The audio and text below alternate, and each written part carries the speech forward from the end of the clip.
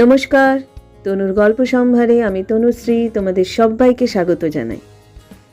আমার আজকের নিবেদন লেখক শিবরাম চক্রবর্তীর একটি মজার গল্প অশ্বত্থামা হত ইতি।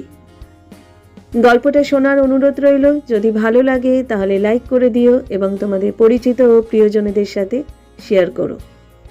তাহলে চলো শুরু করছি আমার আজকের নিবেদন, একটি মজাদার গল্প অশ্বত্থামা হত ইতি।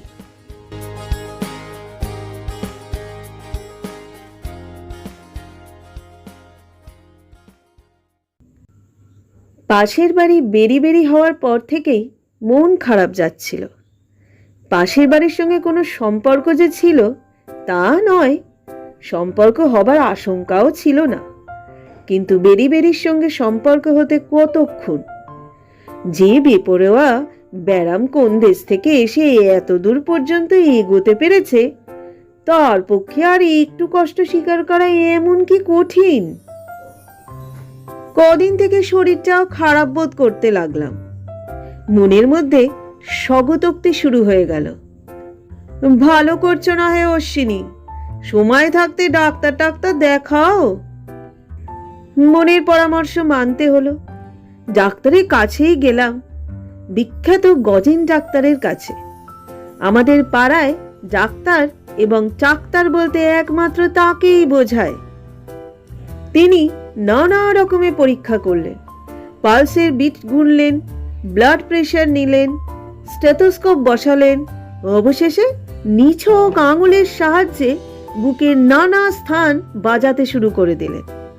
বাজনা শেষ হলে বললেন, আর কিছু না, আপনার হার্ট ডায়ালেট করেছে। বলেন কি গজেন বাবু? আমার তিলে পর্যন্ত চমকে যায়। তিনি দারুণ গম্ভীর হয়ে গেলেন। কখনো বেরি হয়েছিল কি আপনার? হয়েছিল, এই পাশের বাড়িতে। ভয় বলতে হলো। ডাক্তারের কাছে ব্যারাম লুকিয়ে লাভ নেই। তাহলে কি হবে ডাক্তারবাবু? আমি অত্যন্ত কাতর হয়ে পড়লাম। তাহলে কি আমি আর বাঁচব না? একটু শক্ত বটে, সঙ্গীন কেস। এইরকম অবস্থায় যে কোনো মুহূর্তে হার্ট ফেল করা সম্ভব। বলেন কি গজেন বাবু? না, আপনার কোনো কথা শুনবো না, আমাকে বাঁচাতেই হবে আপনাকে। করুণ কণ্ঠে বলি, তা যে করেই পারেন, আমি না বেঁচে থাকলে আমাকে দেখবে কে? আমাকে দেখবার আর কেউ থাকবে না, যে কেউ আমার নেই। 5 টাকা ভিজিট দিয়ে ফেললাম। আচ্ছা, চেষ্টা করে দেখা যাক। গজেন ডাক্তার বললেন, একটা ভিজিটালিসের মিক্সচার দিচ্ছি আপনাকে, নিয়মিত খাবেন, সারলে ওতেই সারবে। আমি আরো 5 টাকা ওর হাতে গুঁজে দিলাম। তবে তাই কয়েক বোতল বানিয়ে দিন আমায়, আমি হরদম খাবো। না, হরদম নয়, দিনে 3 বার। আর কোথাও চেঞ্জে যান, চলে যান পশ্চিম টশ্চিম, গেলে ভালো হয়। সেখানে গিয়ে আর কিছু নয়, একদম কমপ্লিট রেস্ট। প্রাণের জন্য মরিয়া হতে বেশি দেরি লাগে না মানুষের। বললাম, আচ্ছা তাই যাচ্ছি, না হয় ডালটনগঞ্জে মামার বাড়ি, সেখানেই যাব। কমপ্লিট রেস্ট, বুঝেছেন তো? হাঁটা চলা কি ঘোরা ফেরা কি দৌড় ঝাঁপ কি কোনো পরিশ্রমের কাজ একদম না। করেছেন কি মরেছেন, যাকে বলে হার্ট ফেল। দেখতে শুনতে দেবে না, সঙ্গে সঙ্গে খতম। বুঝেছেন তো অশ্বিনী বাবু?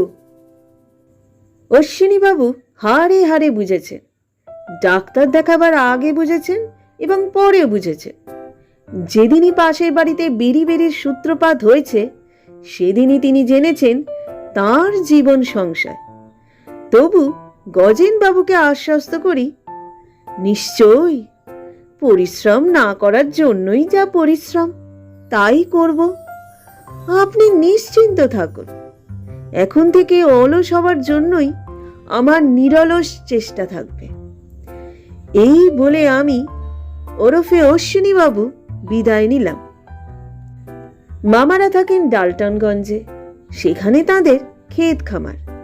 মোটা বেতনের সরকারি চাকরি ছেড়ে দিয়ে জমি টমি কিনে চাষবাস নিয়ে পড়েছে। বেকার সমস্যা সমাধানের মতলব ছোটবেলা থেকেই মামাদের মনে ছিল, কিন্তু চাকরির জন্য তা করতে পারছিলেন না। চাকরি করলে আর মানুষ বেকার থাকে কি করে? সমস্যাই নেই তো সমাধান করবেন কিসের? অনেক দিন মুনুক কষ্টে থেকে অবশেষে তারা চাকরি ছাড়লেন। তারপরেই এই চাষবাস। কলকাতার বাজারে তাদের তরকারির চালান আসে। সরকারি গর্বে অনেককে গর্বিত দেখেছি, কিন্তু তরকারির গর্ব কেবল আমার মামাদের। এক চেটে ব্যবসা।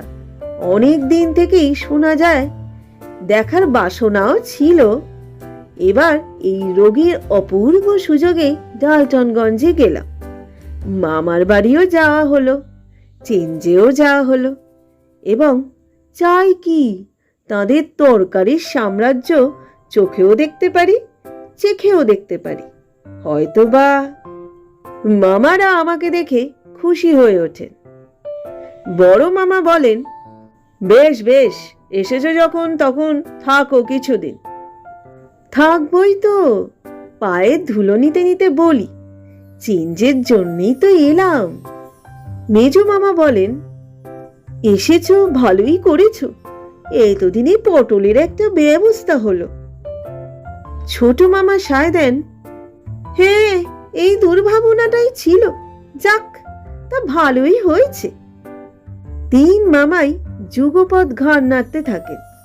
বুঝলাম মামাতো ভাইদের কারোর গুরুভার আমায় বহন করতে হবে, হয়তো তাদের পড়াশোনার দায়িত্ব নিতে হতে পারে। তা বেশ তো, ছেলে পড়ানোই এমন শক্ত কাজ নয় যে হার্ট ফেল হয়ে যাবে। গুরুতর পরিশ্রম কিছু না করলেই হলো। টিউশনির যেগুলো শ্রমসাধ্য অংশ, পড়া নেওয়া, ভুল করলে শোধরাবার চেষ্টা করা, কিছুতেই ভুল না শোধরালে শেষে পাখা পেটা করা, এবং মাস ফুরলে প্রাণপণে বেতন বাগানো, এখন থেকেই এগুলো বাদ দিতে সতর্ক থাকলাম। হ্যাঁ, সাবধানী থাকবো, রীতিমতোই, যাতে কান মলবার কষ্ট স্বীকারটুকুও না করতে হয়। বরঞ্চ প্রশ্রয় দেব পটলকে।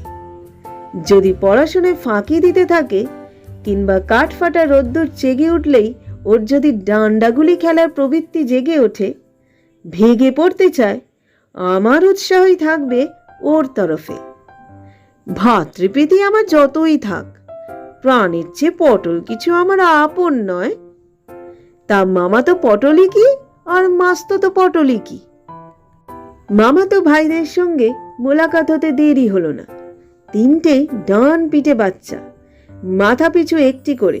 গুনে দেখলাম এর মধ্যে কোনটি পটল বাজিয়ে দেখতে হয়। আলাপ শুরু করা গেল। তোমার নাম কি খোকা? রামঠানাঠান। সে আবার কি? পরিচয় সূত্রপাতেই পিলে চমকে যায় আমার। দ্বিতীয় জনের অযাচিত জবাব আসে, আমার নাম ভট্টরি দাস হোক। আমার তো দম আটকাবার জোগাড়। বাঙালির ছেলের এসব আবার কি নাম? এমন বিদঘুটে, এরকম বদনাম কেন বাঙালির? বড় মামা পরিষ্কার করে দেন, যে দেশে থাকতে হবে সেই দেশের দস্তুর মানতে হবে না? তা নইলে বড় হয়ে এরা এখানকার 10 জনের সাথে মিলেমিশে খাবে কিসে? মানিয়ে চলবেই বা কি করে? মেজো মামা বললেন, এসব বাবা ডালটনি নাম, যা দেশের যা দস্তুর। ছোট মামা বললেন, এখানকার সবাই বাঙালিকে বড় ভয় করে। আমরা ব্যবসা করতে এসেছি, যুদ্ধ করতে তো আসেনি। তাই এদের পক্ষে ভয়ঙ্কর বাঙালি নাম সব বাদ দিয়ে এদেশে সাদা সিধে নাম রাখা। তৃতীয়টিকে প্রশ্ন করতে আমার ভয় করে, তুমিই তবে পটল? ছেলেটির দিক থেকে একটা ঝটকা আসে, আহা, আমার নাম বিধর্বা। হার্ট ফেলের একটা ভীষণ ধাক্কা ভয়ানকভাবে কেটে যায়। পকেট থেকে বের করে চট করে এক দাগ ভিজিটালিস খেয়ে নি। পটল তবে কার নাম?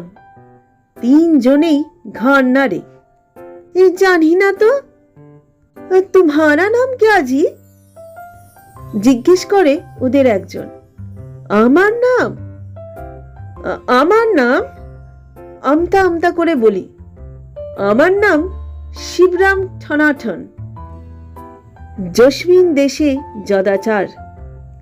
ডাল্টনগঞ্জের ডাল ভাঙা কায়দায় আমার নামটার একটা হিন্দি সংস্করণ বার করতে হয়। ভটরি দাস এগিয়ে এসে আমার হাতে শিশিটি হস্তগত করে। সিরাপ হ্যাঁ ক্যা?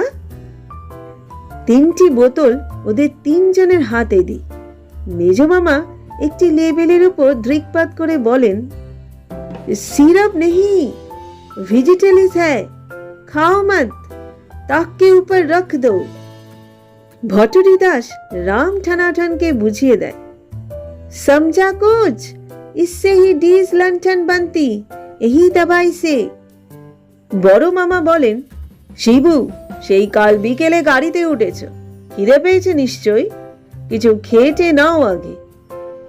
ত্রম্বক ওঝার ডাক পড়ল। ছোট মামা আমার বিস্মিত দৃষ্টির জবাব দেন, তোমার দাদামশাইয়ের সঙ্গে মামিরা সব তীর্থে গেছেন কিনা, তাই দিন কতর জন্য এই মহারাজকে কাজ চালানোর মতন রাখা হয়েছে। 23টা চাপাটি আর কিছু তরকারি নিয়ে মহারাজের আবির্ভাব হয়। 3টি চাপাটি বা চপেটা গাছ সহ্য করতেই প্রাণ যায়। তারপর কিছুতেই আর টানতে পারি না। মামারা হাসতে থাকেন। অগত্যা লজ্জায় পড়ে আর আড়াইটা কোনো রকমে গলাধকরণ করি। টেনে টুনে পাঠাই গলার তলায়, ঠেলে ঠুলে। মামা ভয়ানক হাসেন। তোমার যেদিকে পাখির খোরাকে। আমি বলি, খেতে পারতাম, কিন্তু পরিশ্রম করা আমার ডাক্তারের নিষেধ কিনা। আঁচি এসে লক্ষ্য করি আমার ভুক্তাবশেষ সেই 17.5টা চাপাটি ফ্রম রাম ঠনাটন টু গিধৌর চোখের পলকে নিঃশেষ করে এনেছে। এই দৃশ্য দেখাও কম শ্রমসাধ্য নয়। তৎক্ষণাৎ আর এক দাগ ভিজিটালিস খেতে হয়। বড় মামা বলেন, চলো একটু বেরিয়ে আসা যাক, নতুন দেশে এসেছো, জায়গাটা দেখবে না, বলে আমাকে টেনে নিয়ে চলতে থাকে। অনিচ্ছা সত্ত্বেও বেরোতে হয়। ডাক্তারের মতে বিশ্রাম দরকার, একেবারে কমপ্লিট রেস্ট। কিন্তু মামারা রেস্ট কাকে বলে জানেন না। আলস্য ওদের দু চক্ষের বিষ। নিজেরা অলস তো থাকবেনই না, অন্য কাউকে থাকতেও দেবেন না। সারা ডাল্টনগঞ্জটা ঘুরলাম। অনেক দ্রষ্টব্য জায়গাও দেখা গেল, যা দেখবার কোনো প্রয়োজনই আমার ছিল না কোনো দিন। পুরো 3.5 ঘন্টায় পাক্কা 11 মাইল ঘোরা হলো। প্রতি পদক্ষেপেই মনে হয় এই বুঝি হার্ট ফেল করলো, কিন্তু কোনো রকমে আত্মসংবরণ করে ফেলি। কি করে যে করি আমি নিজেই বুঝতে পারি না। বাড়ি ফিরে এবার 42টা চাপাটির সম্মুখীন হতে হয়। পাখির খোরাক বলে আমাকেই সব থেকে কম দেয়া হয়েছে। পরে খাবো জানিয়ে এক ফাঁকে ওগুলো ছাদে ফেলে দিয়ে আসি। একটু পরে গিয়ে দেখি তার চিহ্ন মাত্রও নেই। পাখির খোরাক তাহলে সত্যি? খাবার পর শোবার আয়োজন করছি। বড় মামা বলেন, আমাদের ক্ষেত খামার দেখবে চলো। ছোট মামা বলেন, দিবানিদ্রা খারাপ, ভারী খারাপ, ওতে শরীর ভেঙে পড়ে। আমি বলি, আজ আর না, কাল দেখব। তবে চলো দেহাতে গিয়ে আখের রস খাওয়া যাক। আখের ক্ষেত দেখেছো কখনো? আখের রসের লালসা ছিল। জিজ্ঞাসা করলুম, খুব বেশি দূরে নয় তো? আরে দূর কিসের, কাছেই তো, 2 কদম মোটে। কদমে কদম হয় জানি নে, পাক্কা 14 মাইল হাঁটা হলো। চোখে কদম ফুল দেখছি, তবু শুনি এই কাছে এসে পড়লাম বলে প্রাণের আশা ছেড়েই দিয়েছি। মামার পাল্লায় পড়লে প্রাণ প্রায়ই থাকে না, রামায়ণ মহাভারতে তার প্রমাণ আছে। আরো 2 মাইল পরে দেহাত, আখের রস খেয়ে দেহ কাত করলাম। আমার অবস্থা দেখে মামাদের করুণা হলো বোধহয়। দেহাতি রাস্তা ধরে ইক্কা যাচ্ছিল একটা, সেটাকে ভাড়া করে ফেললেন। ইক্কায় কখনো চড়িনি, কিন্তু চাপবার পর মনে হলো এর চেয়ে হেঁটে ফেরাই ছিল ভালো। ইক্কার এমনই দাপট যে প্রতি মুহূর্তেই আমি আকাশে উদ্ধৃত হতে লাগলাম। এই যাত্রায় এতক্ষণ টিকে থাকলেও এর ধাক্কায় এবার গেলাম নির্ঘাত। সজ্ঞানে এক্কা প্রাপ্তির আর দেরি নেই, টের পেলাম বেশ। বাড়ি ফিরতে রাত হয়ে গেল। এক্কায় যতক্ষণ এসেছি তার 2/3 সময় আকাশে আকাশেই ছিলাম, এ কথা বলতে পারি। কিন্তু সেই আকাশের ধাক্কাতেই সারা গায়ে দারুণ ব্যথা, হাড় পাঁজরায় যেন ভেঙে গুড়িয়ে ঝরঝরে হয়ে গেছে বোধ হতে লাগলো। 33টা চা পাটির মধ্যে 3.25 আত্মসাৎ করে শুয়ে পড়লাম। কোথায় রামলীলা হচ্ছিল মামারা দেখতে গেলেন, আমায় সঙ্গে যেতে সাধলেন। বারবার অভয় দিলেন যে 1 কদমের বেশি হবে না। আমি কিন্তু ঘুমের ভান করে পড়ে থাকলাম। ডালটনি ভাষায় 1 কদম মানে যে 21 মাইল, তা আমি ভালো রকমই বুঝেছি। আলাদা বিছানা ছিল না, একটি মাত্র বড় বিছানা পাতা, তাতেই ছেলেদের সঙ্গে শুতে হলো। খানিকক্ষণে বুঝতে পারলাম যে হ্যাঁ, সৌরজগতেই বাস করছি বটে। আমার আশেপাশে 3টি ছেলে যেন 3টি গ্রহ, তাদের কক্ষ পরিবর্তনের কামাই নাই।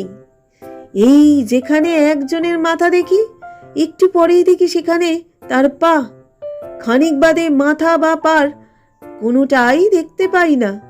তারপরেই অকস্মাৎ তার কোনো একটার সঙ্গে আমার দারুণ সংঘর্ষ লাগে, চটকা ভেঙে যায়, আহত স্থানে শুশ্রূষা করতে থাকে, কিন্তু ওদের কারো নিদ্রায় বিন্দুমাত্র ব্যত্যয় ঘটে না। ঘুমের ঘোরে যেন বঁ বঁ করে ঘুরছে ওরা। আমিও যদি ওদের সঙ্গে ঘুরতে পারতাম তাহলে বোধহয় তাল বজায় থাকতো, ঠোকাঠুকি বাঁধার সম্ভাবনাও কমতো কিছুটা। কিন্তু মুশকিলেই ঘুরতে গেলে আমার ঘুমানো হয় না, আর ঘুমিয়ে পড়লে ঘোরার কথা একদম ভুলে যাই। ছেলেগুলোর দেখছি পা দিয়েও বক্সিং করার বেশ অভ্যেস আছে, এবং সব সময় not to hit below the belt, এই নিয়ম মেনে চলে বলেও মনে হয়। নাক এবং দাঁত খুব সতর্কভাবে রক্ষা করছি। ওদের ধাক্কায় কখন যে দেহচ্যুত হয় কেবলই এই ভয়।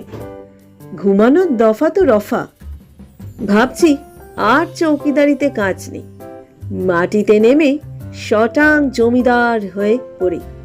প্রাণ হাতে নিয়ে এমন করে ঘুমানো যায় না, পোষায় না আমার। এদিকে 2টো তো বাজে, নিচে নেমে শোবার উদ্যোগে আছি। এমন সময় নেপথ্যে মামাদের শোরগোল শোনা গেল। রামলীলা দেখে 2:30 বাজিয়ে ফিরছেন এখন। অগত্যা মাটি থেকে পুনরায় প্রমোশন নিতে হলো বিছানায়। মামারা আমাকে ঘুম থেকে জাগালেন, অর্থাৎ তাদের ধারণা যে জাগালেন। তারপর ঝাড়া 2 ঘন্টা রামলীলার গল্প চলল। হনুমানের লম্ফ জম্ফ 3 মামাকে ভারী খুশি করেছে, সে সমস্তই আমাকে শুনতে হলো। ঘুমে চোখের পাতা জড়িয়ে আসছিল, কেবল হু হা দিয়ে যাচ্ছিলাম। হঠাৎ এক মামা প্রশ্ন করে বসলেন, হনুমানের বাবাকে জানো তো শিবরাম? ঘুমের চোখে ইতিহাসটা ঠিক মনে আসছিল না। হনুমান প্লুরাল হলে মামাদের নাম করে দিতাম, সিঙ্গুলার অবস্থায় কার নাম করি? সংকোচের সঙ্গে বললাম, জাম্বুবান হয়তো। বড় মামা বললেন, পাগল। মেজো মামা বললেন, যা আমরা নিঃশ্বাস টানছি তাই। ও, এতক্ষণে বুঝেছি। হঠাৎ আমার বুদ্ধি খুলে যায়, বলে ফেলি চট করে, ও, যত সব রোগের জীবাণু। বড় মামা আবার বললেন, পাগলা। হুম হুম হুম। মেজো মামাও আমায় দমিয়ে দেন, বলেন, না, ওসব নয়, জীবাণু টিবাণু না। জীবাণু টিবাণুও না? তাহলে কি তবে? আমার তো ধারণা ছিল ওসব প্রাণীরাই আমাদের শ্বাস প্রশ্বাসে যাতায়াত করে। আমি দীর্ঘ নিঃশ্বাস ছেড়ে বলি। ছোট মামা বলেন, পবনদেব। সাক্ষাৎ পবনদেবকে নিঃশ্বাসে টানছি, এ কথা ভাবতে ভাবতে কখন ঘুমিয়েছি, কিংবা হয়তো ঘুমাইনি। বড় মামা আমাকে টেনে তুললেন।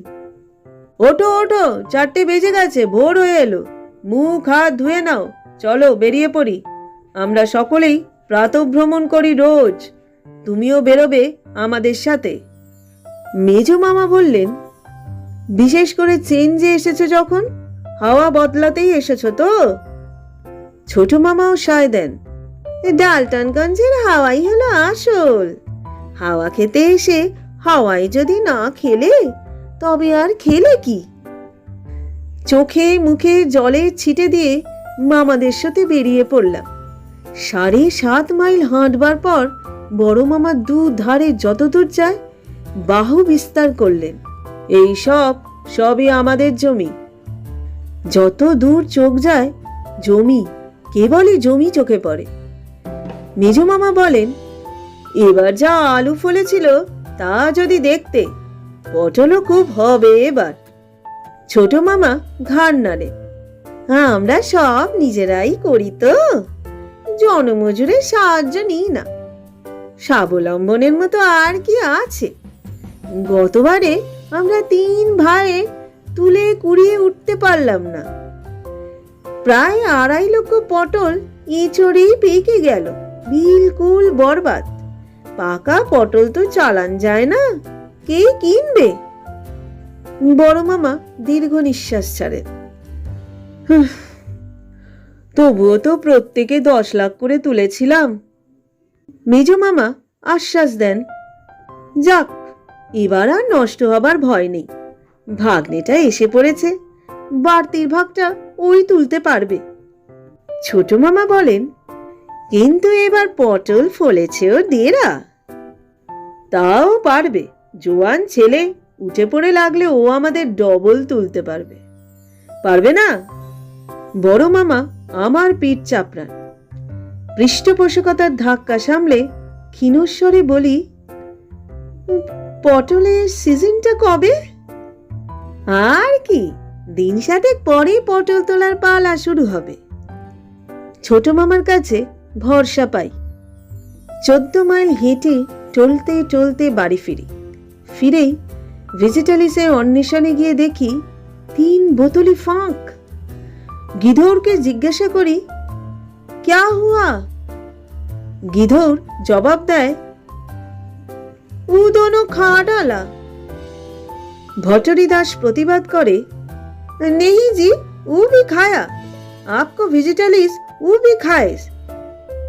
কেবল খাইস নয়, আমাকেও খেয়েছে। মাথায় হাত দিয়ে বসে পড়ি। এই দারুণ পরিশ্রমের পর এখন কি করে হার্ট ফেলের থেকে বাঁচি? আত্মরক্ষা করি আপনার। গজেন ডাক্তারকে চিঠি লিখতে বসলাম। কাল এসে অবধি আদ্য পান্ত সব ইতিহাস সবিশেষ দিয়ে অবশেষে জানাই, ভেজিটেবলস নেই। ভালোই হয়েছে, আমার আর বাঁচবার স্বাদও নেই। বাঁচতে গেলে আমায় পটল তুলতে হবে। 1 আত্মা নয়, 3.5 লাখ পটল, তার বেশিও হতে পারে। তুলতে হবে আমাকে। পত্রপাঠ এমন একটা ওষুধ চট করে পাঠাবেন যাতে এই পটল তোলার হাত থেকে নিষ্কৃতি পাই এবং সঙ্গে সঙ্গে আমার হার্ট ফেল করে। এ পর্যন্ত যা দারুণ খাটুনি গেছে, তাতেও যখন এই ডায়ালেটেড হার্ট আমার ফেল করেনি, তখন ওর ভরসা আমি ছেড়েই দিয়েছি। ও ওর ওপর নির্ভর করে বসে থাকা যায় না। 3.5 লাখ পটল তোলা আমার সাধ্য নয়। তার চেয়ে আমি একবার একটি মাত্র পটল তুলতে চাই, পটলের সিজন আসার ঢের আগেই, যখন মরবারও আশা নেই, বাঁচবারও ভরসা নাস্তি, তখন এই জীবন রেখে লাভ। ইতি মরণাপন্ন কিংবা জীবনাপন্ন, বিনীত ইত্যাদি। 1 সপ্তাহ গেল, 2 সপ্তাহ কেটে গেল, তবু ডাক্তারের কোনো জবাব নেই, ওষুধ পাঠাবার নাম নেই। কাল সকাল থেকে পটল পর্ব শুরু হবে ভেবে এখন থেকেই আমার হৃদকম্প আরম্ভ হয়েছে। এঁচে রেখেছি মামারা রাত্রে রামলীলা দেখতে গেলেই সেই সুযোগে কলকাতার গাড়িতে শটকান দেব। কলকাতায় ফিরেই গজেন ডাক্তারের কাছে ছুটি। গিয়ে দেখি কম্পাউন্ডার দুজন গালে হাত দিয়ে বসে আছে, রোগীপত্তর কিচ্ছু নেই। জিজ্ঞাসা করলাম, গজেনবাবু আসেননি আজ? কোথায় তিনি? 2-3 বার প্রশ্নের পর অঙ্গুলি নির্দেশে জবাব পাই, ও এবারে তেতলায় গেছেন রোগী দেখতে বুঝি? উত্তর আসে, না, রোগী দেখতে নয়, আরো ওপরে। আরো উপরে? আরো উপরে কিরকম? বাড়ির ছাদে নাকি? আমি অবাক হয়ে যাই। ঘুড়ি ওড়াচ্ছেন বুঝি? ছাদেরও উপরে? তবে কি এরোপ্লেনের সাহায্য নিয়ে তিনি আকাশেই উঠছেন এখন? ডাক্তার মানুষে ই আবার কিরাম ব্যারাম? বিস্ময়ে আতিশয্যে প্রায় ব্যাকুল হয়ে উঠি। এমন সময় ছোট কম্পাউন্ডারটি গুরুগম্ভীর ভাবে অথচ সংক্ষেপে জানান, তিনি মারা গেছেন। মারা গেছেন? সে কিরকম? 10 দিনের মধ্যে তৃতীয়বার আমার পিলে চমকায়, হার্ট ফেলই হয়। বুড়ো কম্পাউন্ডারটি বললেন, কি আর বলবো মশাই, এক চিঠি, এক সর্বনেশে চিঠি, জালটনগঞ্জ থেকে। অশ্বিনীর না ভরণীর কার এলো যেন, তাই পড়তে পড়তে ডাক্তারবাবু চোখ উল্টে গেল। 2-3 শুধু বললেন, কি সর্বনাশ, কি সর্বনাশ। তারপরে আর কিছুই বললেন না। তারপর হার্ট ফেল হলো। নিজের পাড়ায় যতটা অপরিচিত থাকা যায়, এই জন্যেই গজেন ডাক্তারের কাছে আমি অশ্বিনী রূপ ধারণ করেছিলাম। আজ সেই ছদ্মনামের মুখোশ আর খুললাম না। নিজের কোনো পরিচয় না দিয়েই বাড়ি ফিরলাম। একবার ভাবলাম বলি যে, সেই সংকট মুহূর্তে ডাক্তারবাবুকে 1 ডোজ ভিজিটালিস দেওয়া উচিত ছিল, কিন্তু এখন আর বলে কি লাভ?